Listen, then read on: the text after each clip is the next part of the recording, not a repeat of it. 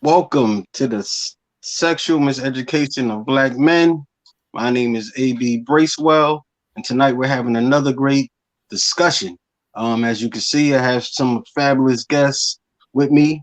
Tonight is going to be much like the other nights if you joined us. Going to give it a few minutes and wait for a couple of people to join on as I check these privacy. Okay. All right, so we're not gonna be bewildered too long. We're gonna have this conversation tonight. So tonight we're talking about the pressure to perform. As you know, if you've seen other episodes of the Sexual Miseducation of Black Men, there's a group of brothers getting together, and we're discussing and we're exploring some of the unhealthy habits and unhealthy lessons that we learn as men when it comes to managing our sexuality. There's four main goals to what I do with this show. One of them is, of course, to explore, some of the mental, some of the psychological, some of the spiritual, emotional, and relational issues that has been caused because of our unhealthy way of viewing sex and viewing women and viewing ourselves. And of course, another big part of it is to help the next generation of men, to help spread our wisdom, spread our insight from our experiences, so they don't make some of the same mistakes that we've made growing up, and hopefully touch some young guys that might be watching this, or that you might want to share in your life. And of course, the one of the biggest parts is to help men, grown men, overcome a lot of those unhealthy sexual habits that we have been conditioned and taught throughout our lives. Because believe it or not, for a lot of us, sex has been a major deterrent to us seeing our purpose, reaching our goals, and living a fulfilled life, and being the man that we were made to be, created to be. A lot of the times that those, I should say, casual sexual escapades, those unattached or meaningless sexual experience, or is some of the things that get in our way to fully seeing our purpose. So tonight, as I said, the topic is the pressure to perform, And as you see, I got two good brothers with me tonight, Michael and Kev, and I'm gonna let you guys introduce yourselves, and then we're gonna jump right into the conversation. What's up, everybody? Michael Brantley Jr., you heard me? New Orleans, where I'm from, 42 years old, single, all that good stuff. You heard me? Electrician. And basically, that's it. I don't want to get too deep in that. We're going to jump in this conversation and just, do what we do tonight. That's what's up. What's up, y'all? I'm Kev, otherwise known as Uncle Kev. I'm an educator, been in the field for maybe 13 years now. Mentor, life coach, father, can't leave that out. So yeah, that's who I am, what I do. I'm really excited to jump into this conversation. Okay, man. All right, so like I said, I appreciate you brothers being on to add your wisdom and add your insight to this topic, the pressure to perform.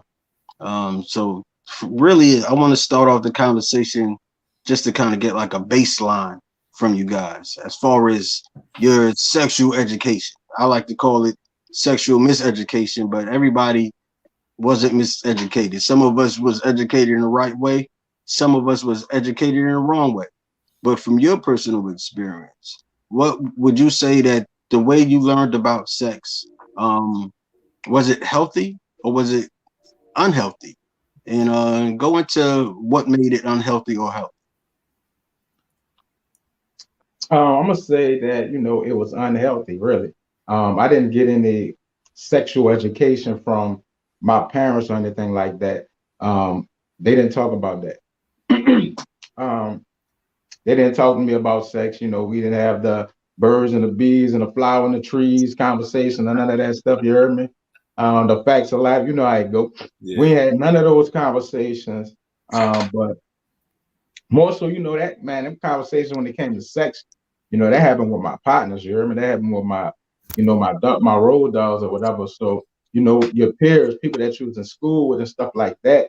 You know, maybe like your cousins and stuff like that. But you know, I didn't have those conversations with my mother or my father or anything like that, or anybody else that probably was or be some type of guardian or type of role model or anything like that. So really the discussion among sex really came, like I said, with my peers. So basically we out here basically educating ourselves, you hear me? Mm-hmm. And that's basically what it is. It's us and TV. Yep. That's it. Us, TV. That's it. Flicks and porn. You heard me? That's the education right there. So, boom. Whatever we know happened from us talking, having this conversation, you know, watching this flick, watching this porn or whatever. And, you know, basically that was our education on the whole sex thing. So, you know, that's my experience on how it went with me. So just to let you know, just to give everybody an idea. Mm-hmm. Yeah, mine is very similar. I grew up in a Christian household, so the one of the essential things we learned was to not do it. It never came with anything more than that. It's just you don't do it until you're married or whatever. So you know, inquisitive. When you're inquisitive, you want to discover why this thing I can't. What is so good or so bad about this thing that I can't do it until I'm married? So you want to know, and it becomes locker room conversation. It becomes barbershop conversation. And like Michael said, it's one of those things that you explore via porn, via conversation. And don't be too close to old heads who talking about it, because now they telling you details about what it is and what you should explore when you meet women and things like that. And then you want to know.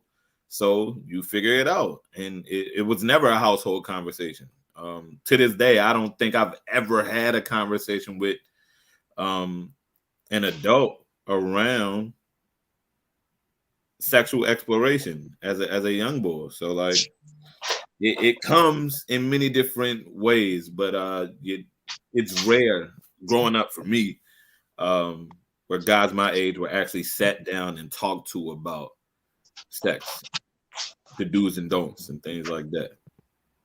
Yeah, I can relate to both you guys. Like, I grew up in a Christian household, and plus my parents were from West Africa. So me and my siblings, the first generation born here in the United States. So they was extremely strict and extremely guarded of us. So you know, when they came to sex, it definitely was a no-go.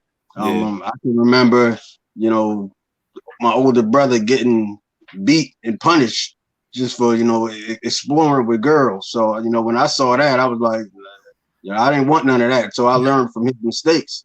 Yeah. But as much as they didn't guide me on anything about sex, like you, Mike, and like you, Kev, I learned from my boys on the street. I learned from watching porn, learned from the music I listened to, from my peers, stuff like that. So basically, it was like the blind leading the blind. They didn't know what they was talking about, and the porn and the music was teaching us the wrong stuff. You know, It definitely wasn't teaching nothing about relationship and intimacy and stuff like that. It was just straight teaching, you know, the selfish side of sex, like it's yours, and that's how I grew up viewing it. That's how I grew up viewing sex. That's how I grew up viewing women. And you know, essentially viewing myself, like, you know, hey, you get yours, and that's what it's all about. That's what it is, right? Yeah, and that's what I'm saying. I never really had the conversation to be like, don't do it. I just know not to do it because, like you said, grew up in Christian household, but the conversation of don't do it and none of that stuff, conversation just about sex, period, just didn't happen. So you just know, okay, not to do it because whatever, fornication, blah, blah, blah. because Yeah. you grew up as in a Christian household or whatever. But the conversation of sex basically never happened. Yeah. It's like, matter of fact, they barely address sex in the church, period. So it's like, so you ain't get it at home, you ain't get it in the church, you ain't get Yeah. it in none of those places. Like I say, where you getting it off of TV, like getting it off of phone, like you say, music, and you just getting it in a classroom, on a basketball court, in a barber shop, you hear me, on a football field or whatever. So that's what we having a conversations at. That's what we learning about different things. So whatever you learn about sex, you learning it from somebody that's probably your age or somebody a little bit older than you or something like that. So that's basically what we learned about sex in general. Yeah, you're right. No, those I never had that conversation Yeah. either with Never nobody. really why you shouldn't do it. Right. Mhm. You just probably knew don't do it, but Yeah. why don't do it? Yeah, And I'm wondering if that's because sex, in theory, is considered one of those sensitive topics, and men, particularly black men, don't talk about sensitive stuff. We don't talk about things that are too personal because it makes you talk. It makes you have to own a certain sense of self that makes you vulnerable to share an experience, and black men don't do that. Well, didn't do that. So I wondered just now, and I'm just thinking about that as you guys were talking. Like, I wonder if our experiences were, in terms of the lack of conversation around it. I think it's I think it's just I think it's just a topic that even in the church, like, they don't like to talk about. Like, sometimes, like, two things in church that they don't generally like to talk about is sex and money. Like, everybody want both of them, but nobody want to talk about any of them. Like, I think I can recall all these years of me going to church, I never heard a pastor be like, turn to the Songs of Solomon. Yeah. No, yeah, I no, ain't never heard nobody repeat from that book. even. I don't even. I hardly even recall anybody using a scripture out of the Songs of Solomon Yeah. ever. So it's like, it's just something that it just seemed like even us as Christians just avoid talking about. Yeah. Just as a man, it's hard to talk about it and try to teach about it if you ain't doing the right thing yourself. If you know what you know about sex ain't something you want to pass down to your son. Something you don't want to pass down to your nephew. So a lot of dudes just avoid the conversation because I'm like this. I'm like, hey, look, I'm never gonna be to the point where it's gonna be like, you know what? Whether I'm doing wrong or right, I'm saying, what's right is right. What's wrong is wrong. So basically, I'm rolling with that. You hear me? Yeah, I think it's definitely a conversation that needs to be had, man. So, as far as the topic for the night, like the pressure to perform, what type of pressure you guys experienced growing up when it came to sex? What peer pressure or pressure from older dudes, pressure from society in general, pressure that you put on yourself? What type of pressure you felt yourself going through, like especially with the different stages of life? Because we feel pressure as at a very young age. I mean, I'm older now, but I'm in elementary school and I know there was some pressure. So then the pressure changes and increases when you get to high school. When you get in your 20s, you still have some pressure. As you get older, there's still some pressure. But so because exposure changes. Mm-hmm. So I think for me, so much, I didn't grow up with a male around me. Like, my dad wasn't in my life growing up. So it was very, I never had conversation with men or had been steered in the right direction, if that makes any sense, by a male in terms of sexual experiences and stuff like that. The pressure came from, I would say, around the latter part of my middle school years. All of my high school years came in when you're on teams and you're in clubs and stuff, and everybody talking about their experiences over the weekend. You remember your homies losing their virginity, and virginity wasn't considered a masculine term. So it's just like I had sex or I smashed this chick or whatever like that. It was never I lost my virginity. Of course, like when I was coming up, it was more so about everybody having a stake in the conversation around their sexual experiences. And then when you're the only one in a group of 10 not doing it, man, you feel like, dang, next time we come back to this locker room, I'm gonna have a story too, bro. And you make up even if you make up a story, you make up one until you have your own experience and you realize that made up story ain't half as good as the actual experience was. So now I'm gonna just keep going for it. I'm gonna just keep doing what I want to do. I'm gonna keep doing it. And it goes from everybody having a stake in the conversation to now how many bodies you got. And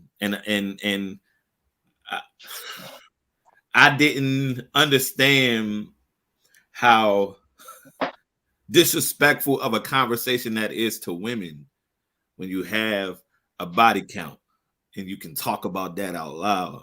So yeah, it's stuff like that exists, but the pressure for me, like growing up, definitely came from, you know, locker room conversations, being able to have your stake and your claim in the conversation, so you ain't the odd one out. And everybody, yo, you a virgin, yo, Kev ain't never smashed, nope. And it got that deep, and you ain't want to be the butt of everybody's joke. So now you gotta go come at the joint that was coming at you, and then try to take it there, and then like it goes, and now a bet, yo. So now I can talk. So yeah, that's what the pressure was. And I feel like that's what we at that age, that was our rites of passage to manhood. Being able to say we did it. Yeah, I'm like, you know, that's probably, you know, about the same situation, I think, for everybody in that midst. But I think it eventually just came to a point that you know, as a conversation that we had had with other men, you know, other kids at this time. You know, we young, we also just, you know, trying to just go with the flow with everybody else. Don't want to be left out. Don't want to be the person that's labeled as the virgin or whatever. But I think eventually it just got to the point where it's like, just started to put the pressure on myself more so than anybody else. It's like, you know, we had the conversation and everything, but I think eventually it just came to this what you identified as just with being a man, basically. Yeah. So just to want to be, you know, you feel more manly because you didn't smash more chicks or you didn't have sex with more females and all this other stuff. And as he said, you know, the body count, I'm like, it's a thing that I don't even be like, I'm not even ashamed of anymore. It's like past, that's my past, that's what I did or whatever. I'm cool enough to be able to tell any female that I'm dealing with that, okay, this how many people, that, blah, blah, blah. You know, she can handle it or she can't handle it. You know, I just want to know if you can handle it or not. Boom. If you can't handle it, then, you know, we just keep it pushing right there. So I'm willing to have that past conversation. You know, look, this ain't who I'm right now. This is not what I'm doing right now. But look, this who I was. This what I did. You know, this how many people. Boom. Who knows? We might run into somebody that I did, you know, have sex with or something. So, can you handle that? Like, can you handle this body count and all this other stuff? So that's just something I'm like, I'm gonna be wide open with. Yeah. I'm gonna discuss that. I'm gonna have that conversation and see if this person could roll with it or not. You know, if they can, cool. If they can't, you know, let's go our separate ways. But you know, that's just the way I'm maneuvering now in my whole situation with it. And then pressure come from other directions too, I think. You have well, at the time, girls, they're women now, but back in, I'm thinking high school times, you had girls that were, you know, having sex and being sexually promiscuous and wanting to text your gangster. I remember I used to run track, and track uniforms aren't loose. So Jones used to try to you know, talk to the girls. Do the same thing guys do, and that they won't admit it sometimes, but they be eyeing you and trying to entice you to be all in their worlds and stuff. And that's how it was in high school. So like, you don't want girls to think you chump. So all right, take her Yeah, down. you mess around and get labeled gay right quick. You know? Yeah. So you take her down, you take her friends down, and now they can talk about you in a way that, and respectfully, like guys would talk about them. So that was a form of pressure too. Maybe not as heavy as trying to appeal to the masses when you want to be the tough guy or the guy that, you know, everybody can, you know, join in the conversation and say that this is happening. But yeah, I think that's a form of pressure too, and I think that still exists. I had some conversations with some of my male students today. Where one of the guys in 11th grade was telling me like one of his first sexual partners was a 30-something-year-old woman, and I'm like, yo, you just 17. Like that's a whole nother conversation. But for that to be his first experience, he'll go into life as a young boy thinking every experience is going to be that one, and she's a seasoned John. So it's like you talk about stuff like crazy thing about that. Will pat that dude on that young boy on the back like it's a good job, like he done accomplished something because he slept with the older women, not realizing, man, brother, you really just got, I don't know when the situation happened, but that's rape. You know, that's rape, but we don't even recognize it as that. You know, you got a 36-year-old woman taking advantage of you. You might think you in full control, but you're really not. Especially if it didn't happen at 17, it might happen when he was younger. Yeah. Let me see. I think we got some people throwing some questions on the in the comments. You remember, you probably could toss them suckers on the screen or whatever. We got Focus asking, what relevance is the conversation in building a relationship in the now? Body count. What relevance is? Yeah, that's kind of what you was alluding to, Mike. I think it's relevant on the point of just letting a person know who you are, who you've been, where you've been, basically. You know, what type of things you've been through in life. I'm pretty sure, like, you know, if that guy if that guy was somebody that used to sleep with men or something, like, they probably want to know that. I'm saying, you know, so I think in the same sense, you know, the body count could be something. Maybe this is something that a person, maybe they could have a trust issue depending on somebody pertaining to their body count or whatever. So it's like, hey, if anything you're gonna have any problems with, let's get it out in the open right now. I don't need to disclose no type of stuff. Look, let's get it out there, you know. So you know, this person, you know, maybe you cool with somebody, all right. 20 was your number, they cool with that. 50 was your number, they might be cool with that. 100 was your number or more, they might not be cool with that. So basically, it's giving this person an opportunity to decide if they're comfortable with you and totality, your present and your past. So that's what the whole body count thing comes into play, and how you give, you know, you're able to just to give that person that opportunity, basically, to be like, hey, I'm with it, or I'm not with it. I'm down with it, I'm not down with it. So I think some people they are scared to have that conversation because they think that, you know, the person probably not going to be able to deal with it.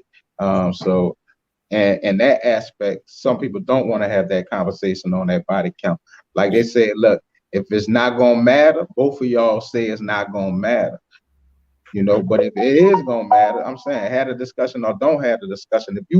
I'm gonna be brave enough to have that discussion because, hey, I'm gonna give this woman this opportunity to be like, she comfortable with it, she cool with it, or whatever. You hear me? See, James asked the question. Go ahead, and then I want to answer this question. Go ahead, Kev. We'll jump into I was going to add a little to that, like also the relevancy in conversation about the now relationship. It also lets you know a bit more about what that person is bringing to the table mentally in terms of how they value themselves in relationship versus how they value themselves with sexual partners or sexual preferences, right? I think it's in the social construct of relationship to be very honest about kind of like what Michael said, like if we going to put everything out on the table, right? If this what it is, we get to decide if this is something we want to rock with or not. But I also think it's a contributing factor in understanding what lies beneath the surface when it comes to the partner that you're with, and whether or not you're inept to really deal with that mental capacity, what's happening under that. Like, let's talk about the young boy he's 40 something now, but he started having sex at 9 years old, and it's become such a thing that he objectifies women. He can't see them as anything other than sexual objects, but he's in love with a girl, and now he can't fall in love with her and commit himself to her because of his sexual experiences. She needs to know that, right? That doesn't mean that's her way out, but maybe she has what it takes to change that, like that mental capacity within him to see her differently than he's seen other women that he's been, for lack of a better term, objectifying. So yeah, that's what I wanted to contribute to that, because it kind of puts everything into perspective. We're gonna put it out there, let's put it all out there. Let's have a real conversation about all of what I'm bringing to this, right? The baggage that I come with. And it ain't always gonna be sweet. Just because I got 100 body counts, that don't mean all of them was worth it. Some of them could have been coping mechanisms. Like I could have attached myself to a sexual experience because I was grieving, or like my mom ain't love me, so I can't allow other women to love me because I don't know what that love feels like. So the only way I know that she really with me is if she's sleeping with me. Yeah. So there's so many different things attached to that. See, James asked the question, would you expect a woman to reveal her body count? Now, even though I know this is the sexual education of Black men, but we can touch on that a little bit. I mean, for me personally, I would never ask a woman that question. Like, I'm not gonna say that is irrelevant, but I would never ask that question. And at this stage of life, my thoughts don't really go there. But I would say, kind of like what you was alluding to, Kev, like it does say something. When I think about it, like it does say, talk about, it does, hint to your level of self-esteem or what you was going through, what type of emotional state you were in, or what type of mental state you were in. Because I always say to myself, if a woman would bypass all of the stigmas that come with, having sexual a high, I guess, body count, and still decide to do it, what caused that? What's underneath that? Is it, for me, and then I don't want to sound sexist or a double standard, but it is a double standard. For men, we are championed for that. For men, we're celebrated for having a lot of sexual partners. Doesn't make it right, but that's the fact. So I can almost understand why a dude would, try to prove his manhood by measuring it by the amount of women he sleeps with. It's a little bit harder for me to understand when that same behavior is done with a woman, given all the stigma that comes with that. So it really makes me think of what kind of emotional issues, mental state you were in that will make you decide to go this promiscuous lifestyle. So but like I said, it's not a question I would ask. Does it matter to either one of you how many men that a woman you're possibly going to be dating that she's been with before? It can't matter. If I think it has to be fair across the board. If she got 80 and I got 100, what's the difference in 20? I feel like it's a part of, someone mentioned in the comments, a sexual appetite. That's important. Like, what if she really down with the fact that he had anybody with 100 sex partners has a heavy sexual appetite. But what if she's okay with that? Why wouldn't I then return and be okay if she was like, well, bro, I got 110. All right, what's the 10? You get what I'm saying? Like, I don't think it should matter if we are in agreement that we are each other's last sexual partners. You know what I'm saying? Like, it ain't no go get you one before you commit to me. No, let's make this an even number. No, like, I love you, I want you, and this is what I'm putting out there. Like, you can accept it, but I don't want nothing to ever come up as a surprise. So I don't think it should matter. Like I said, I'm very therapeutic, and I always think psychologically. So I'm thinking, as long as you have overcome, and conquered whatever led you to lead that type of lifestyle, then maybe we can work something out. So that's the main thing I'm going to be looking at. Like I said before, like, what were you going through in your life during that time to make you take that route? And I'm hoping that you heal from it. I'm hoping that you overcome it, and address those issues. Because personally, I think it has to be some type of loss, some type of void that a person is trying to fill. Even in men, when we chase sex to that degree. So my next question, when it comes to young men or even older men, what do you think we really look sex what do we look at sex as? Do we look at sex as a time to perform? Do we look at it as an expression of our feelings, or is it just a time to satisfy our horniness? And why do you think that? I think it's a combination of the three, depending on depending on the situation. Honestly, I feel like in the younger years, it was a time to perform, to prove yourself, right? I feel like if it's you and someone that you're with, your significant other, it can be, yo, I want to get one off today. So like, what's up? Right. Or it can be like, that's how you choose to express your love in that moment. So I think it could be a combination, depending on the scenario, a combination of all of those. No restrictions. Well, I know one thing for me growing up, and none of doing no love and none of that stuff.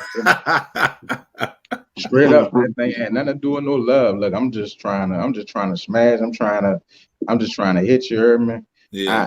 It wasn't about no relationship stuff. It wasn't about none of that. I'm like, it'd be to the point that, look, if I'm at home and I'm like, look, I done got me one off. I'm like, look, I'm about to call her and be like, look, I'm gonna come over there some other time. You hear me? I done got my nut already. You hear me? So it's like, look, I done got it on my own. I'm like, I'm good. I ain't even about to go over there. So in that instance, it was basically strictly about the nut anyway for me. So it wasn't about no love or none of that other stuff, no relationship type stuff. Into that, you probably I think at one time it just came to a point when I think I was in a relationship. And this young lady, she was a virgin or whatever. You was in a relationship? No, look, I was in a relationship, and the chick was a virgin. Like, we was cool. We were, we wasn't doing nothing, and I wasn't doing nothing on that tip. But it's like, okay, I'm about to enter into this college life. I'm like, man, look here, I'm about to wild out. So I gotta let you go right quick. You hear me? Look, I gotta break this thing off with us, because I already know I'm about to wild out. I don't even want to take you through that. But look, I'm about to get out here and I'm about to wild out and just do my thing. You hear me? So look, I don't feel like dragging you all through this type of relationship. So look, let's cut this thing off. And look, I'm about to go do what I'm about to do. And that's, like I said, that's what it was for me. It wasn't about all that other stuff. Like, I love this individual that I was dealing with, but at the same time, it's like, this what I know, this what I'm doing. I need to, let me get this out my system. You hear me? Let me get this out my system. And then boom, maybe somewhere down the line I could come back, chill, and get this thing together. But right now, I already know I'm trying to get me, and when I get me, I'm trying to make sure they got them too, because I won't be the talk. You want to be invited back. And you that yo You heard me? took the words right out my mouth. I You gonna want be people. in Look, life. yeah, I'm saying, I use that as a weapon sometimes. I mess around. I'm about to give it to you real good, and then I might act like I don't even want it. You heard me? I might act like I don't even want it, but I'm gonna make sure I'm giving it to you good that first time. But look, now I'm just gonna play the game like I ain't worrying about no sex. Yeah, Boom. I So think it's definitely different depending on what stage of life you in. Like you, yeah, like it Kevin depends saying, I on think that. Like when now you younger, I'm in a different place now. So yeah, now yeah, yeah. now it's like this ain't about that voyage stuff. It's it's about this. It's about that one person now. But back then, like I'm saying, growing up, if we talking about how we was educated, man, what it was about was me getting this one, getting that one, getting this one. And sometimes it wasn't even about keep getting this one, that one, this one, this one. Sometimes it's like, okay, boom, I got a steady little partner that I could do it with. But at the same time, look, this ain't no relationship thing. It's just a steady partner that I could be doing this with or whatever. But Yeah. I'm not looking for no relationship or none of that. So boom. It wasn't about for me, sometimes it wasn't even about big numbers. It's just like boom, all right, this person got it. Look, this one, that one, that I just all right, I got these three that I know. The consistency. You was after Yeah. consistency. You heard me? So bam, there you go. I couldn't it was hard for me to, I don't want to say sexualize, but that's really what it is in term. It was hard for me to be that way or sexually promiscuous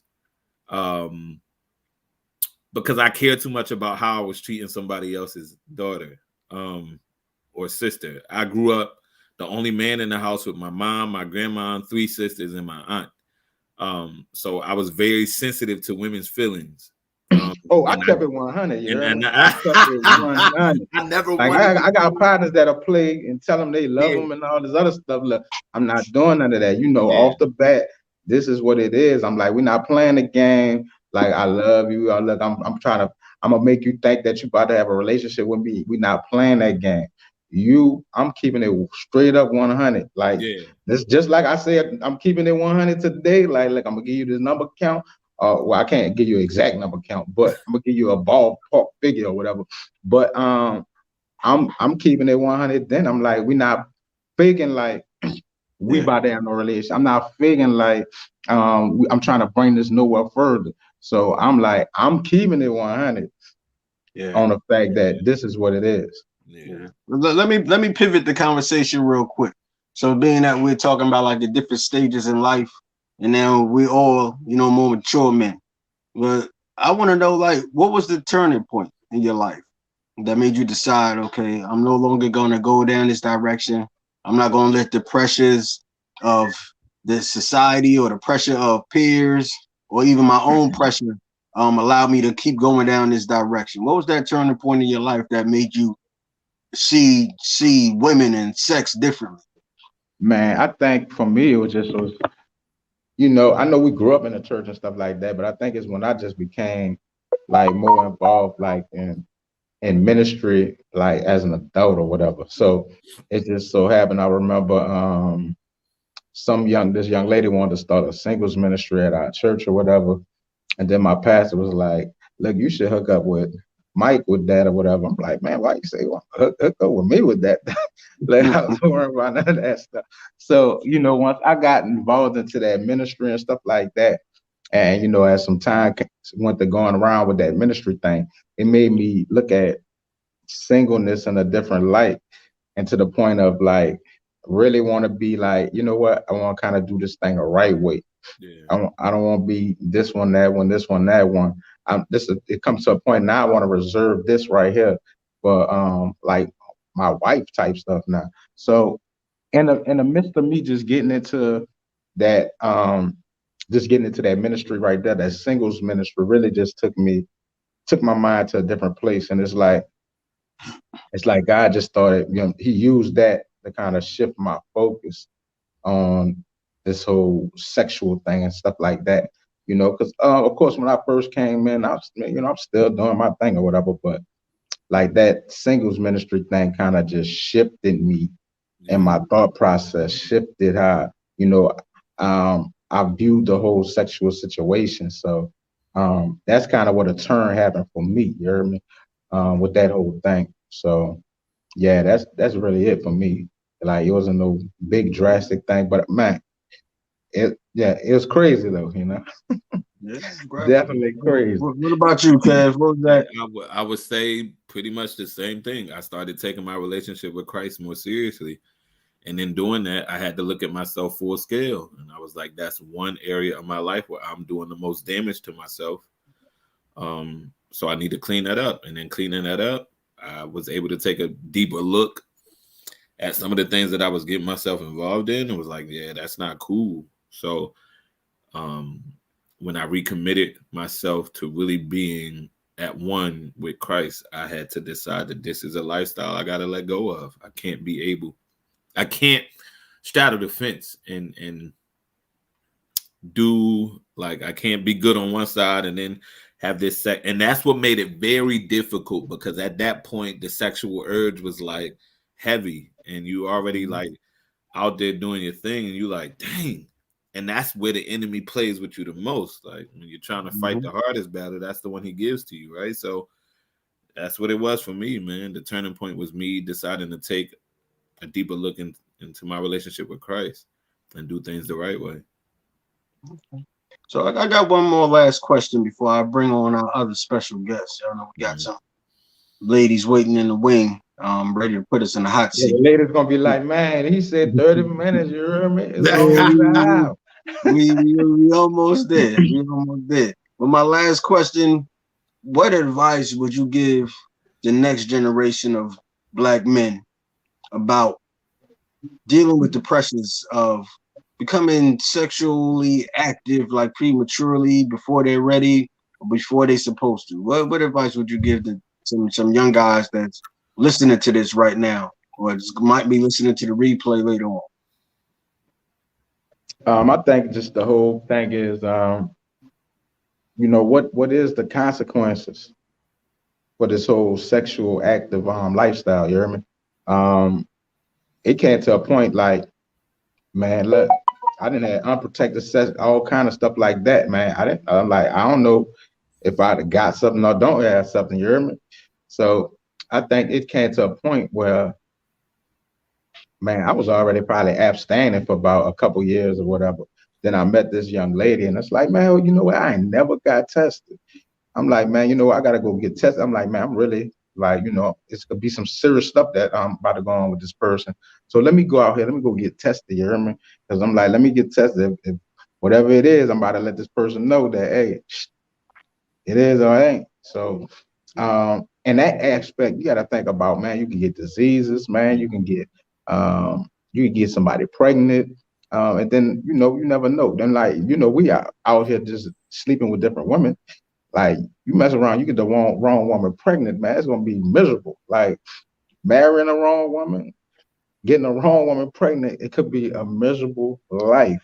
I'm like, look, they got plenty men out here that have multiple baby mamas. I'm like, they got men out here that basically they check might start off at $800, but they taking home $118 because they got nothing but child support that they got to pay and stuff like that. So it's like we got to keep a open mind of basically like all the things that can happen with diseases, like getting these people pregnant, getting caught up with the wrong person, and then also dealing with multiple women. You don't know what type of woman you might be dealing with. This person might be crazy. I'm like, so I'm saying it's just a better route, of course, to just take it with one individual. But I know a lot of people, sometimes, people want to experiment and all this other stuff, but we got to be mindful of that fact that it's a dangerous life out here. Matter of fact, they got women out here that's even setting men up. So, there's just so many aspects of it when you won't be with multiple women and all that, from, getting this person pregnant, getting a disease, having some woman that then set you up, you didn't got robbed, you didn't got jacked, you didn't got mess around, you get killed or something. So I'm like, there's so many different elements to it that people don't understand. Like I know a young guy that was only 15, used to always be dressing. You hear me? The woman was all on him. He got killed behind a young lady. So it's like, man, it's serious out here. it's not just, you know, it's not just you can get sexually transmitted disease, get somebody pregnant. You also get your head knocked off. So it's dangerous, man, and the there's so consequences many is crazy. aspects to it that you got to really be able to see. And like, you know, nobody was able to explain this stuff to us. Nobody told us this stuff. Nobody had these conversations or whatever. But it could be crazy, you know. Even Juvenile said in his song, you know, brothers don't play no games no more. You know, you knock off your head if you bangers. Look, so it's like you don't know what's going on out here. I'm like, some of us, we just made it through safely. I'm like, look, because I know I didn't mess with people, girlfriends, and all kind of stuff.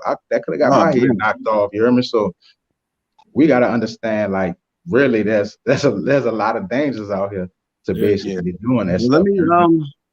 Let me bring our other guests on, man. I know we could go all night, but I think we had them back there long enough. Yeah, and they probably want to sleep and everything. Some questions for us and some opinions on what they heard. So let me make sure I can welcome. She's ready. Jessica and Ty. How y'all doing? Hey, How y'all doing? Hi. So, Ready. I know you guys were sitting backstage and y'all was listening to the show, listening to our conversation. And, you know, I'm hoping that it, you know, triggered some questions or at least some opinions on what we was discussing. I always like to bring the ladies on to join the conversation because what we was discussing and what we was talking about, you know, it doesn't just affect us as black men, but it affects our black women. It affects women in general. So we always want to hear your opinion on from the other side of of the miseducation we received. So like I told y'all before, the show is in your hands now. It's basically your show. I'm gonna leave it to you. And you know, hit us with the questions or your opinion, whatever you might have. First, introduce yourselves, and then we could jump right into it. Oh, okay. Well, my name is Jessica. I'm from Bowling Green, Kentucky. I am a mother. I'm a therapist. I also do another show called The Godly View. And so it's nice to be with y'all tonight. I've enjoyed the show, the conversation. And I think this is a very much needed show for Black men, just to have a space to talk about things that aren't discussed in the Black community. So, well, and just with men in general, honestly, but especially in the Black community. Yeah. Good evening, everyone. I'm Ty, or Taisha Presley. I'm in North Carolina, and I'm also a therapist and a mommy. And I'm so glad to be here. You guys were very candid tonight, so I can appreciate these candid conversations. And I think that they're important in terms of breaking down the taboo in our community, in the Christian community and the Black community. So I really appreciate this conversation tonight. Definitely. So what you got for? I have an initial question. Mm-hmm. So, you know, just talk. Yeah. So just kind of, you know, thinking about, you know, especially like Michael talked about a lot about like back in the day when he was doing his thing and he had this high body count. Like, so I'm like, you guys are having sex with women. And so how is it that, you know, knowing that you're having sex with women? I saw somebody in the comments talking about a woman that he was dating had over 80 sexual partners and nope, not going to be able to do it. So if you're having sex with women, how do you get this? Like, it's like a double standard. And how do you address that with yourself even? Well, I don't really have a double standard on it myself. I'm like, look, I done been here. I done changed my whole lifestyle around or whatever. So I'm like, I'm not tripping on nobody body count or nothing like that. You know, I'm not. Look, if I see who you are today, you hear me? I see the person that you are right now. That right there, you know, that's good with me. I'm good with the fact that you're comfortable talking about that past that you're no longer living. You hear me? So the fact that you're comfortable with it lets me know that you're on another level. The fact that you might not be comfortable talking about it is the thing that'll make me skeptical. So I'm more skeptical with somebody that's afraid to talk about the 3 people they've been with than somebody that's not afraid to talk about the 50 they've been with. Yeah. So it's like, This person, I feel like they're maturing more into their sexuality to the fact that, okay, I've been here, I've done this, I can talk about this. You hear me? You look, you with it or you ain't with it. All right. And we could roll from there. Like, you comfortable enough to have this discussion. You're comfortable enough. Like, because some people just not comfortable to have the sex conversation. They got people I'm like, okay, even if I'm gonna abstain and wait till marriage, I'm still gonna have the sex conversation. I'm still gonna have the conversation on what are you into, what you like, what you don't like, all this other stuff. I'm still gonna have that conversation because guess what? That is something I do need to know going into marriage. I don't need those big crazy surprises. Look, just because we might be waiting till marriage don't mean that we need to wait till marriage to have this conversation. So let's dig into this, let's get into this, let's find out we might not be sexually compatible. So we can just, bypass that in the whole direction. So like I said, the person number, now matter to me. The point, like I say, I need you to be comfortable in having a sex conversation. I think that's something good to point out too, that there's still levels to even if you are abstaining and never have had sex, there's still the point of you still need to be able to talk about sexual conversations and have that conversation, because that's a miseducation too, of not just because you never had sex, you still have no education behind sex. And so that's another level to it, I think, as well. Yeah, because I'm like, I know virgins that know what they're willing to try. So it's like, we need to be able to have, like, even now, like you say, it can still be a miseducation because they got people that's grown adults that's afraid to have a sexual conversation. Like, and then you get in this marriage and then everything all out of whack. This person only like to have sex in the bed, and now you just found out that all of a sudden the only place they want to have sex is the bed. Yeah. Because you ain't had that conversation. But that brings up a really good point. Let me address what you asked real quickly, because I think right now you're talking to 3 evolved men, 3 mature men, and so I'll be honest and say most men probably don't think like us, and a woman's body count would matter. There is a double standard. I ain't gonna lie, there's a double standard. Most men definitely look at it like that, and why I think it's a double standard, that 80 count matter to him. He can't do it. Why I think it's a double standard is because the risk and the reward is just different with men and women. Like I was saying before, like the risk that a woman is taking to have, I guess, a high body count or be promiscuous, the reward ain't the same that the guys get when they are promiscuous. When a guy is promiscuous, he's championed, he's celebrated. Other women even want this dude. They might find him attractive. He doesn't get a bad name or a bad reputation for sleeping with a whole lot of women, but a woman will. And yes, that's a double standard, but it really happens. Yeah, that is one of the biggest double standards that I really don't like. Although I'm not trying to tell everybody just go out there and just do your thing, on either end. But I just feel like it's because I feel like it's kind of, I know you think that women who move past that are in this, like, well, they're fighting something if they move past that double standard. But I think that women are saying that, hey, this is my body, and I'm free. I'm choosing to do what I'm pleased with it, and I'm open to having these experiences. But that doesn't mean that I'm doing it and freely because I have an issue, but it's because I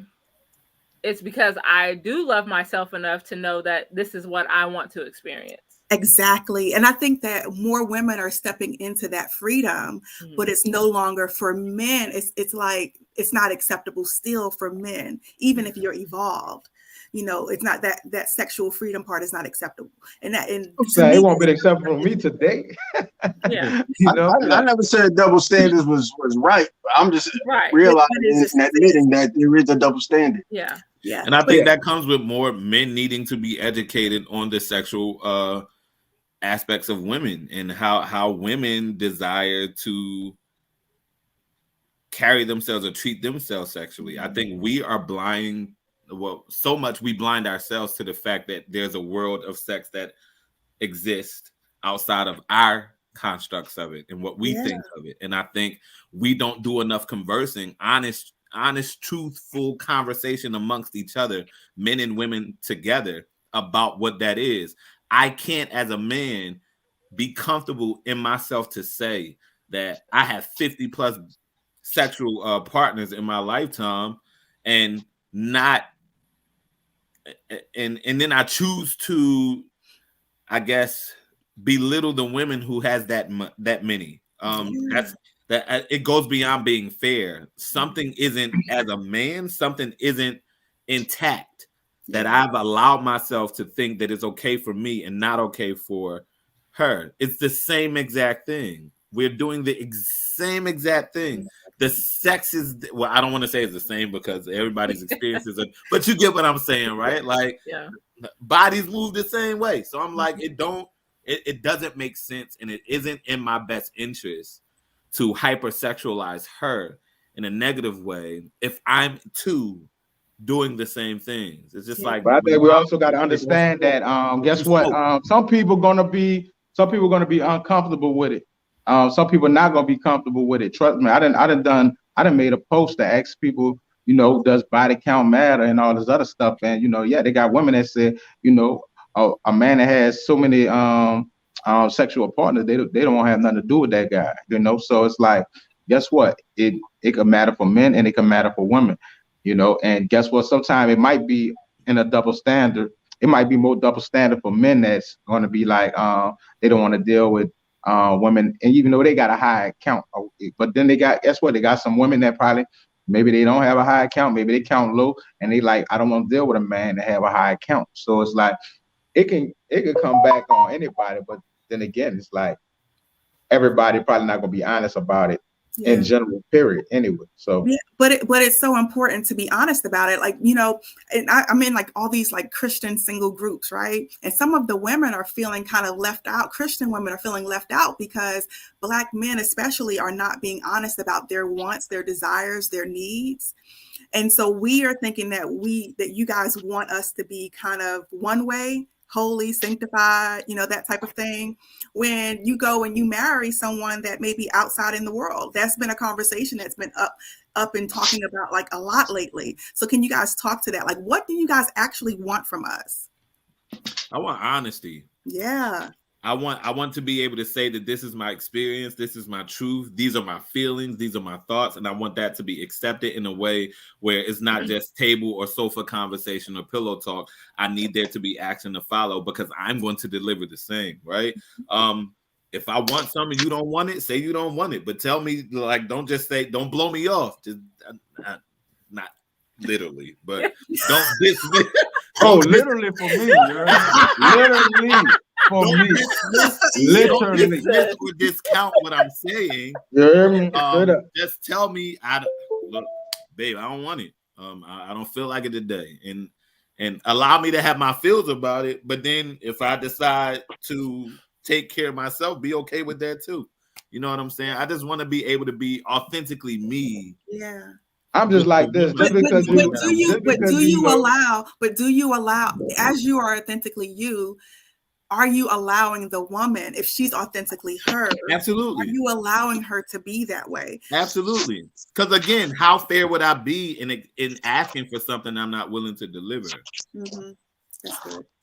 Yeah, I think people get misconstrued just because you're a Christian that you gotta just be rolling a certain way. I'm like, look here, if this person can't, and look, if she can't match my sexual intensity, then I'm not dealing with her. I'm like, look, it is what it is. Guess what? You could be a Christian and you have a certain sexual. Look, we got everybody compatible. So some people just don't want to do this. They don't want to do that. This person into this, that person into that. Yeah. You know, this person won't dress up. This person don't like dressing up. This person won't role play. This person. I'm like, look, I want to have this conversation. I want to find out everything that we into, because guess what? This is part of the package that's coming along with marriage. So I want to find out, are we sexually compatible in these different ways? Are we into these same things? If we're not into the same thing, then it is. Guess what? They got two people that just like to just do their little thing in the bed or whatever. Boom, that's on them. They good, you know. Hey, they got a man that like that. They got a woman that like that. Yeah. But it ain't for me and you or whatever. Because if we are not matching intensity, we're not on that same level, then guess what? Person gonna be in another thing. Like they be having some women that be like, man, I can't believe this man. He did this. He left me for this person. She don't even look better than me or whatever. But guess what? This woman that don't look better than you probably matching his sexual intensity. Yeah. You know, she is sexually compatible with him. She don't mind doing the thing that he likes to do. So that be the thing that happens with some people when they be wondering like, how this man, how he left me for her. Like, okay, they matching right here on the sexual intensity level and stuff like that. So that's where it comes. Sexual compatibility is found right there.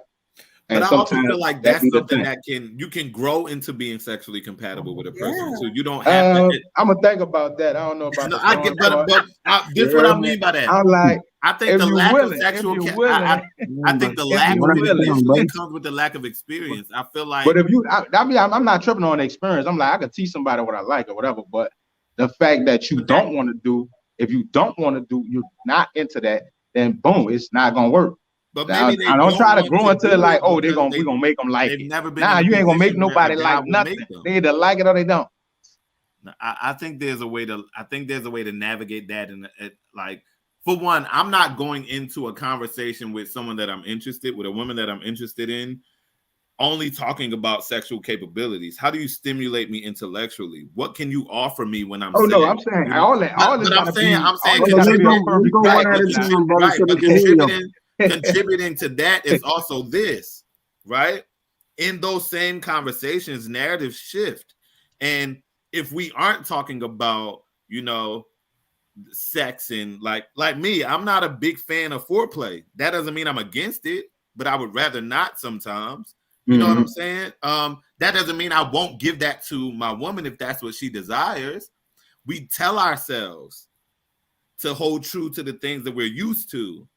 And we don't allow ourselves or afford ourselves the opportunity to coach ourselves and to be coached by our other person or by our partner. Oh yeah, experiences that make them worthwhile for us both. Because I guarantee you can probably ask a married man or a married woman who's been married 20 plus, 30 plus, 40 plus years, and their sexual experiences have shifted, right? And it isn't always because we don't desire it or we don't want it to get better.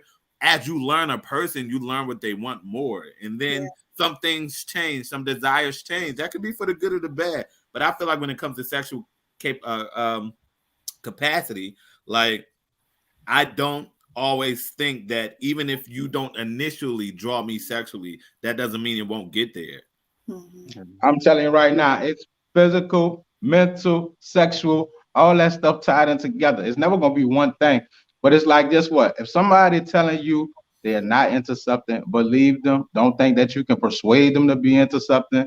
None of that. And, you know, when it also with sexual compatibility comes communication. If you two can't communicate good, then guess what? You're going to have a problem. I remember I was dealing with this young lady, and, you know, it came to the point where I was telling her, you know, it's telling her that, you know, about the way she kissed or whatever. Like somebody else could have took that the wrong way and be like, how you gonna tell me how to kiss? You know, I'm a whatever, blah, blah, blah. Nah, this person adjusted because they was open to communication. They was open because they understanding that, okay, I'm trying to please this individual. Just like I'm not gonna be like, okay, I done been with all these different women. I ain't never had no complaints. I'm not gonna be like, oh, I know what I'm doing. Like, look, yeah, tell me what you like. Tell me how you like it and all this other stuff like that. So I can go with you. Communication is also a part of that sexual compatibility, because if you can't communicate with somebody, if y'all can't get on the same page on communication, then guess what? That sexual thing could be thrown out the window, because this person just gonna feel like they could do it their way, and that's the only way it's supposed to go. So it also comes with communication being a part of that too. It's not, I'm like, sex, not just sex. You gotta better, sex is also a communication with two people. Like, you know, you being able to communicate. So if you're not able to communicate, then guess what? That can be a problem even in the midst of that. So it's never going to be like one level or one thing. You know, some people. So did Jessica get a chance to ask a question? Let's give Jessica. I don't think she asked the question yet. Well, I have a question. Yeah, so I have a question. So when it came to the pressure to perform, and when you started engaging, falling, I guess, prey to that pressure, did you notice a change in like your mental health during that journey? What was that? I gave too much of my power to the idea of something happening versus me owning who I was and being okay with being who I was. So I noticed after my first time, I remember a conversation where guys was like, once you do it once, you're going to want to do it again. And so I kept coaching myself into the second, and then the third, and then the fourth, and then the fifth, because I'm waiting to feel what they be talking about, right? So all in all, consuming.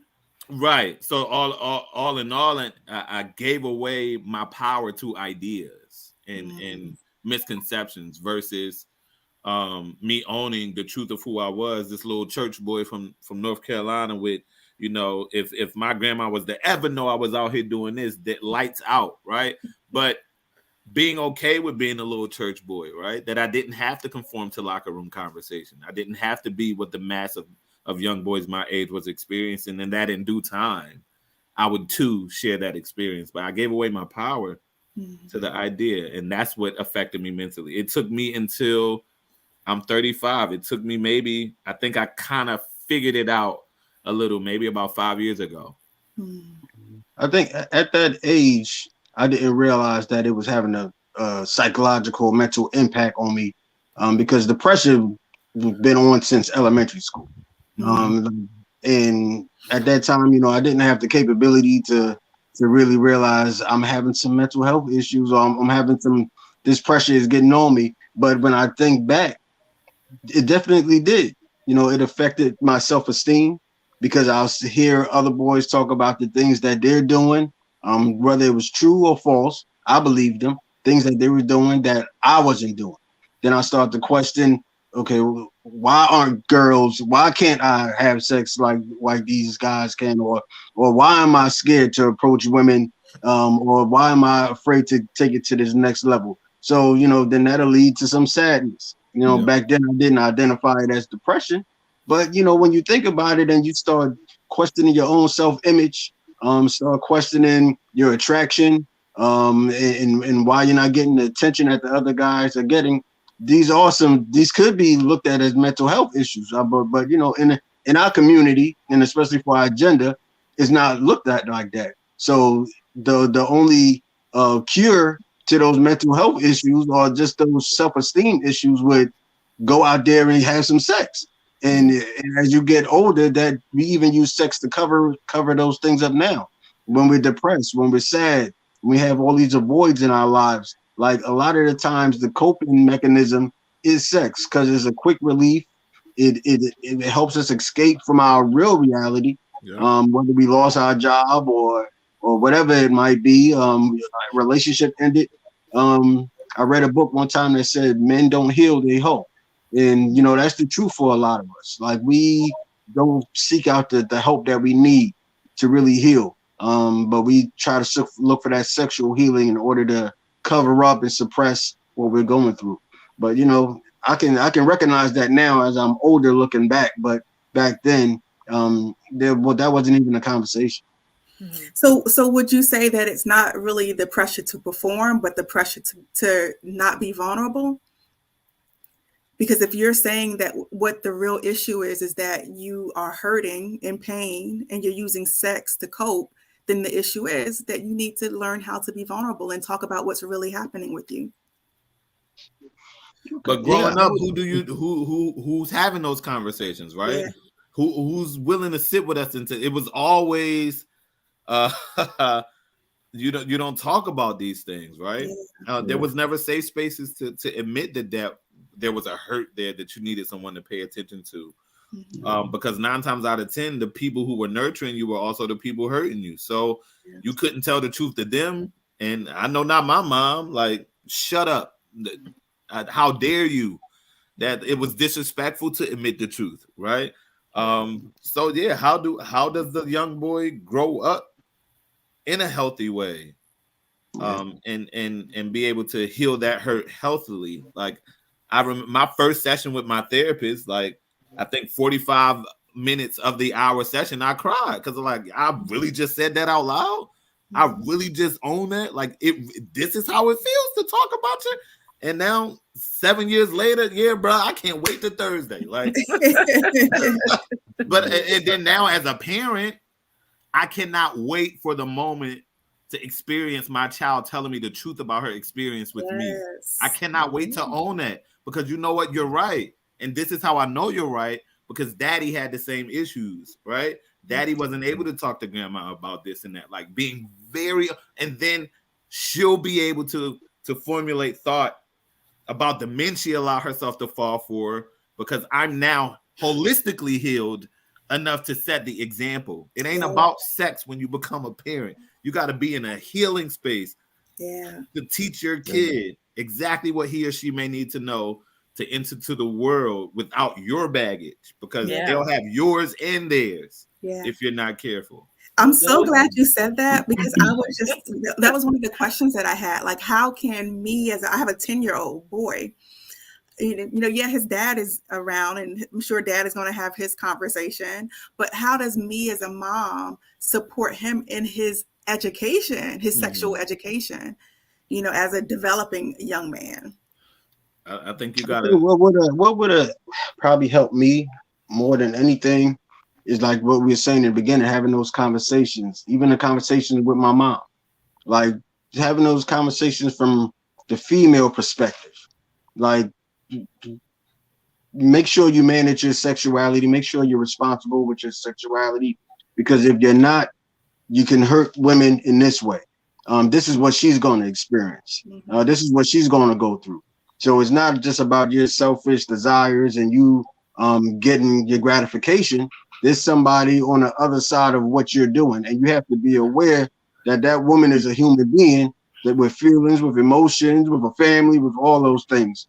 So I never had any conversation with dad or mom, but I think if women or my mom would have just give me some insight on what the effects of my behavior could be, I'm not saying it would have totally stopped me, but at least I would have been aware of it. Yeah. And so that would have made me think of it. That probably would have made me grow more of a conscious of it.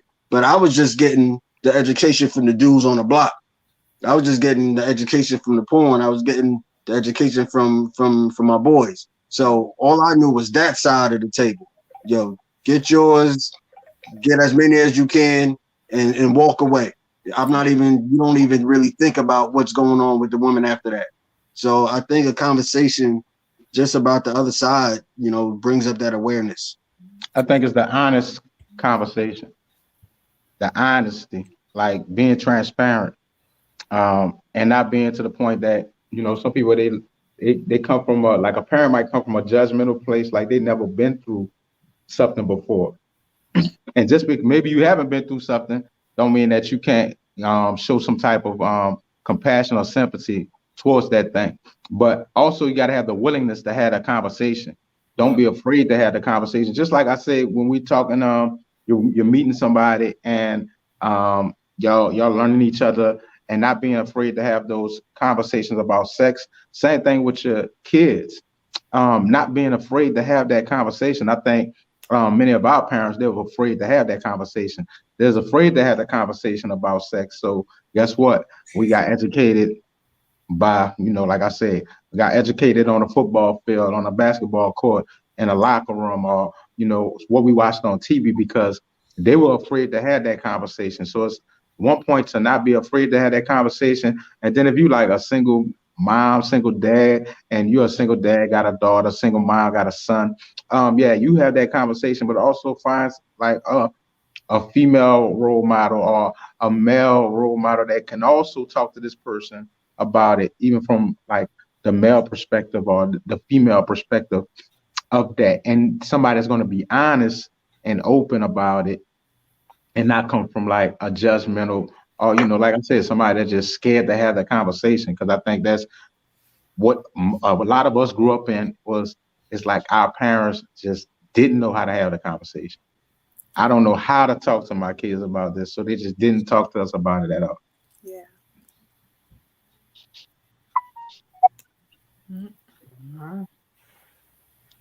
What else y'all got? Y'all got some more follow-ups?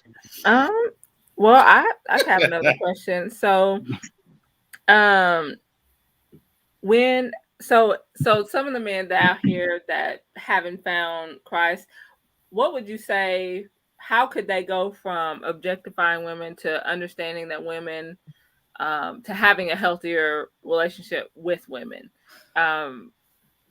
after feeling this pressure? You know, how can they shift from that? If I know you guys said God was the focus that brought you to that, but if men aren't being introduced to that, like somebody's not leading them to that, how realistically could they be shifted in that direction? I think what work do you think would need to happen? More men would have to step up and hold them accountable, have these honest conversations around that.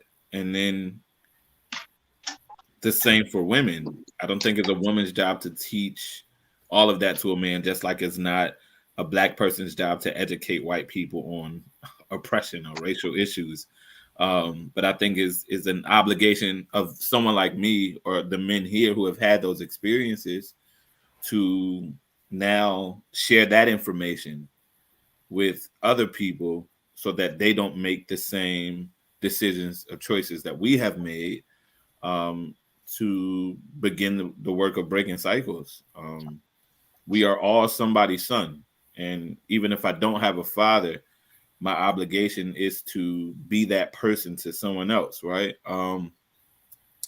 And letting them know that there are women who are ready, willing, and able to have these honest and vulnerable conversations with them around what they need to exhibit as young men or as men in general to, I guess, authentically appeal to women without sex. So, yeah. And I think it's a conversation not to be forced on anybody. For right now, if you look at, we're not generally the norm. Generally, we're not the norm, basically. So it's like to understand that at one point we've been in this mindset, even back then when I was doing what I was doing, and like they'll be like, yeah, man, we about to go to the club, we about to get on these, how they, the terms they use, these H's and all this other stuff. Even then, I ain't even talk like that. Even if I'm not going out to get different woman number. Even then, they was like, man, I'm like, dude, why you calling them this or whatever, blah, blah, blah. Guess what? That's what you're gonna find when you go out there, whatever. So I'm like, even in that mindset, it seemed like, I did meet a lot of, nice women, even when I was just going around doing different things. But at the same time, we got to understand that we can't force the conversation on anybody, just like we can't force the conversation of Christ on anybody. Sometimes we got to lead by example. And, so sometimes people they peep you out and they be like, then they start asking you stuff like, even in this Christian thing, like, I'm like, I just move a certain way. Then somebody gonna inquire about, oh, all right, so let me tell you about it right now. Otherwise, sometimes we just bring it to somebody, they feel forced on them instead of them just opening that door and really wanting that information. But I think more so it's about leading by example and stuff like that. When you can lead by example, then people want to they'll probably try to gravitate to that. You're like, oh, all right. Just like, like, okay, he don't look like no corny dude or whatever. But man, this dude really talking about just, being with like one woman or waiting. All right, man, what's up with this cat? So I think sometimes it's just having that opportunity and allow that opportunity to come to us so that we can have these conversations. Just like y'all could be trying to talk to some young women, but you can't just go out and just try to, oh, girl, look, why you dressing like this? Why you doing? Hold up, let them come to you. Like, and then, just lead by example. And once they come to you, it's just easy. It's easy to flow with that information. It's easy to, impart that input into them when, they basically open that door for us. So I think even in aspects like this, we set up that we'll set up for the point that even, you know, they might have some guys that want to inbox us and ask us some questions about this or whatever, but just to try to push it on somebody, then it's gonna feel forced. So we gotta also remember that in that aspect. Yeah, and there's some real practical reasons why a man should change his ways, his womanizing ways, that has nothing to do with God or spirituality. And Michael said some of them earlier. Like that stuff, when you're irresponsible with your sexuality, it affects your whole life. It can affect your career moves. It can affect your finances. Man, look, it took up so much of my time. Drama. You know, you avoid a lot of drama, diseases. You know, it affects our whole community. So if you're not responsible with your sexuality, and you're not a Christian, or you don't have any kind of spirituality in your life, you can just look at your life.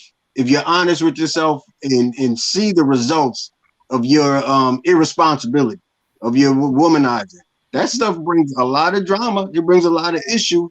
It brings a lot of trouble that you really don't want. So it really takes a man the ability to develop some self-discipline and some self-control in order to avoid those things.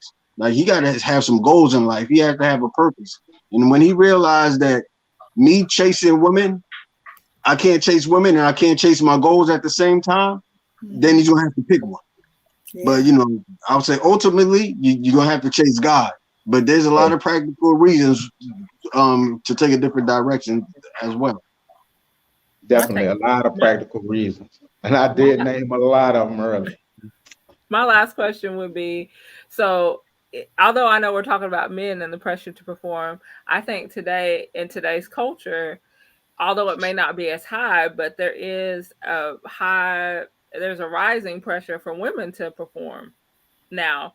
Just like I think Uncle Kev said that women now are becoming more of the aggressor.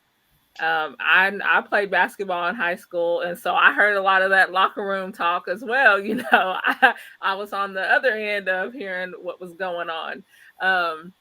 And so I think, just like with the music and all things like that, and with a lot more of the female rappers coming out and their music, there's a higher pressure now for women to perform or to be of a certain standard, or to you know, to act in a certain way. Would you guys agree, or do you think that it's still higher for men, or do you think the men have gotten a break in a sense? I think it's high for the women on the sense of, you know, you got your Cardi B's and your Meg the Stallions and all that other stuff, you know, that, you know, they come in and they talk about the stuff that they talking about, even though they had it back then when we was doing it with the Trinas and even Dina Howard. Like, I don't know, people forgot about her. Like, yeah.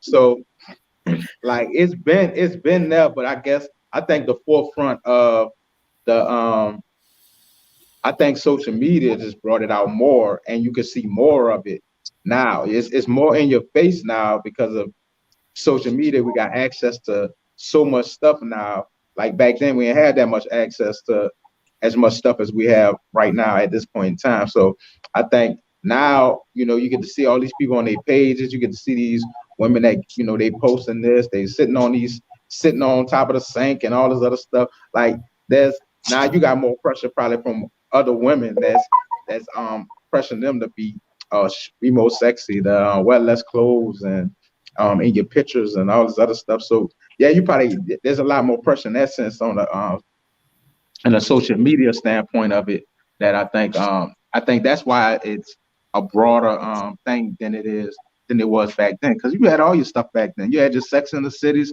you had all that stuff back then. But now I think social media just bring everything to the forefront, you know, everything. So it's just social media has given people permission to be who they wanted to be anyway. Yeah, it supports. You could be a star now. It supports an idea. That's all.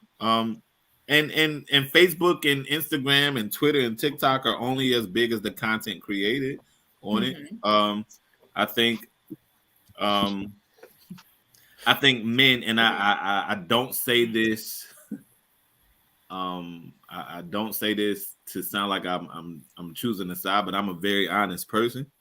And I think men are now in a space where some men don't know how to accept the fact that women now have a platform, and outside of social media, women have decided to own themselves in a way that they never were allowed to, in a sense, before, and men don't know how to take that. Yeah. We can't accept women being 100% authentically true about who they are sexually, who they are as women, who they are as people, and they aren't as silent as they were forced to be in generations past. And we don't necessarily know how to accept that and live in a world where we are no longer the dominant force. Yeah, I think even that is I think it's a danger, even in the midst of that.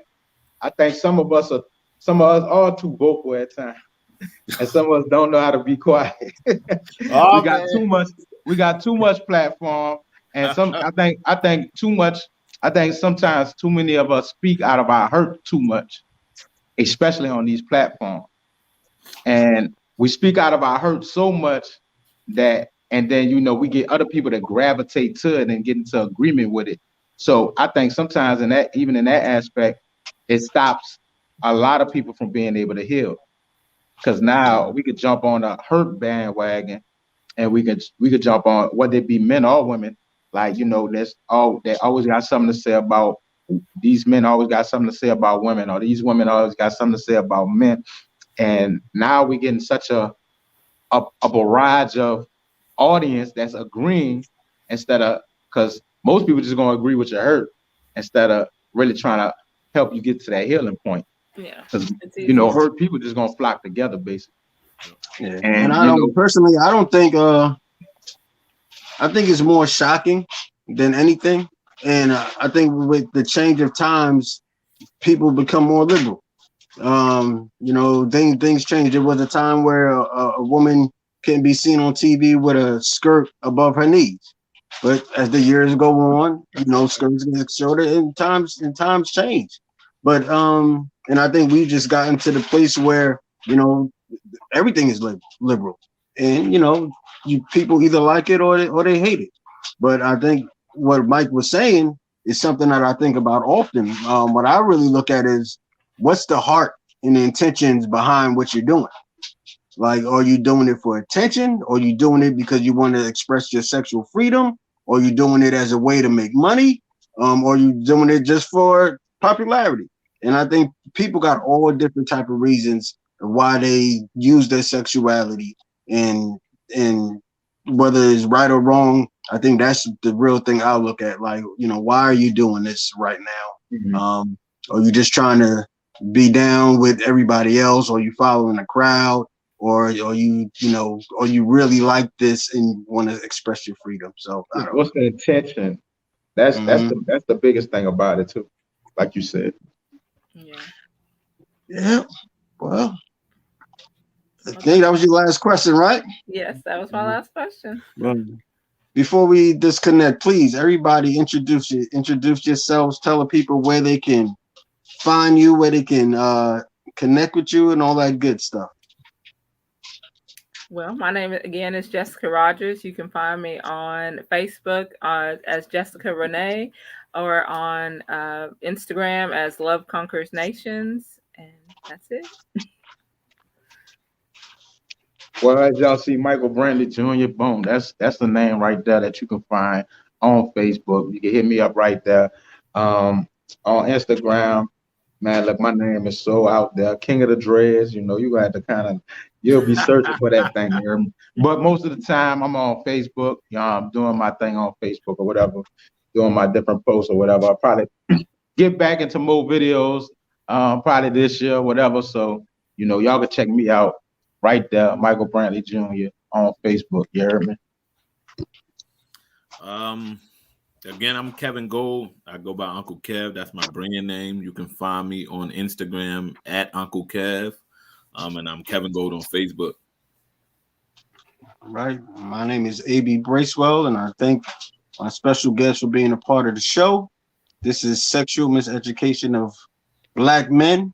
You can find it on YouTube, or you can find it on Instagram, or you can follow me on Facebook.